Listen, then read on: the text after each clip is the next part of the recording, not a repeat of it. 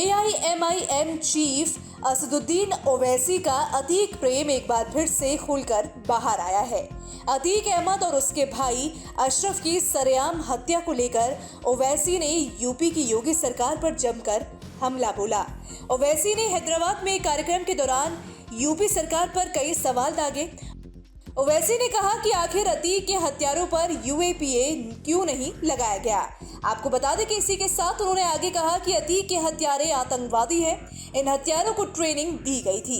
इससे पता चलता है कि ये हत्यारे गोडसे की नाजायज औलाद है, क्योंकि गोडसे ने गांधी को गोली मारी थी और ये हत्यारे गोडसे के उत्तराधिकारी हैं। ये तीनों हत्यारे आतंकी सेल का हिस्सा हैं। तो जब मुझ पर गोली चलाई गई तो उन जालिमों से पूछा गया तुमने क्यों चलाई, तो बोले असदुद्दीन ओवैसी को मार के मशहूर होना चाहते थे। उनके घर वालों को ही पूछे, बोले आता ही नहीं था, झंझटी था, मिलता ही नहीं था। यहाँ पर भी ऐसी है, हाँ आता ही नहीं था, जब ऐसा है। और वो लोग भी बोले हम मशहूर होना चाहते थे। ये मशहूर होना नहीं है, ये बाकायदा ग्रुप है जिसको हम टेरर सेल कहते हैं। ये टेरर सेल है जिन्होंने गोली मारी उन दो लोगों को, जिनको कोर्ट ने सजा भी दी थी, तो पुलिस की कस्टडी में थे।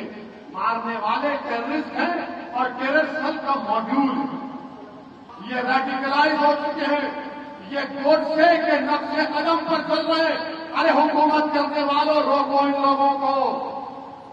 याद रखो, अगर तुम नहीं रोकोगे तो ये आग है, ये दीमक है, मुल्क को खोखला कर देंगे ये लोग।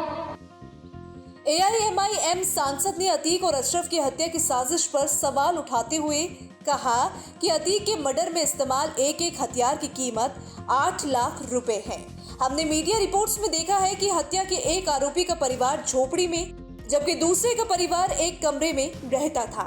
उनके पास ये अवैध रुपए कहां से आया, किसने उन्हें ये हथियार मुहैया करवाए। अतीक ने यूपी सरकार से सवाल पूछा, हमारे प्रधान सेवक PM और यूपी के मुख्यमंत्री के रहते अतीक की हत्या कैसे हुई। आरोपियों पर UAPA के तहत चार्ज क्यों नहीं लगाया जाता, इसका कोई जवाब नहीं। 1 महीने की ट्रेनिंग ली गई, 500 गोलियां चलाई गई और फिर तब जाकर इन्होंने वो ऑपरेशन को अंजाम दिया।